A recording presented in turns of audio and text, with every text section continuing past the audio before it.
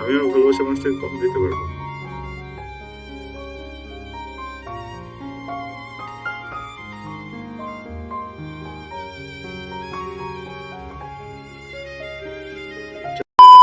একটা সময় ছিল যখন নোয়েল চোখে দেখত এই পৃথিবীর সব সৌন্দর্য, কিন্তু আজ সেই চোখ শুধু অন্ধকার চেনে।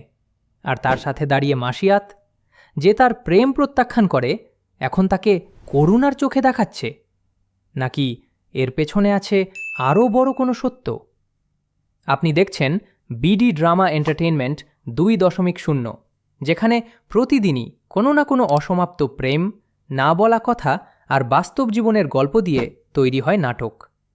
আজকে আমরা কথা বলবো এক অদ্ভুত সম্পর্কের গল্প, যেখানে একজন কবি, একজন বাস্তবের মানুষ আর একজন অন্ধ প্রেমিক। গল্পের নাম সম্পূর্ণতার অপূর্ণতা। গল্পটা শুরু করি মাসিয়াত আর নোয়েল দিয়ে। একদিন ক্যাম্পাসে নোয়েল চোখ দেখতে পেত। মাসিয়াত তাকে প্রপোজ করেছিল, কিন্তু নোয়েল রাজি হয়নি, কারণ তার মনের মণিকোঠায় বসবাস করত এক অদেখা কবি। ফেসবুকের সেই পেজের ওই মানুষটা, যে বোধহয় কখনো বাস্তবে নেই। মাসিয়াত জানত না নোয়েলের নার কারণ আসলে সেই অমৃত কবি, যার কবিতায় ডুবে থাকত নোয়েল। দিন বদলায়। এক দুর্ঘটনায় নোয়েল চিরতরে হারায় তার দৃষ্টিশক্তি। অথচ অদ্ভুতভাবে মাসিয়াতের জীবনে আসে সেই লুকানো কবি। আর মাসিয়াতের মনও দোদুল্যমান।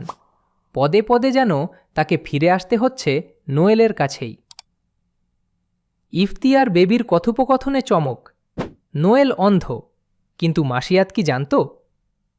আর সেই চমকপ্রদ মোড়, কবি আবার কে? মাসিয়াত নাকি অন্য কেউ? একদিন নোয়েল মাসিয়াতকে মুখোমুখি দাঁড় করিয়ে বলে, আমি চোখে দেখি না, কিন্তু আমার বোধ অন্ধ নয়। তুমি কেন আমার করুণা করো মাসিয়াত?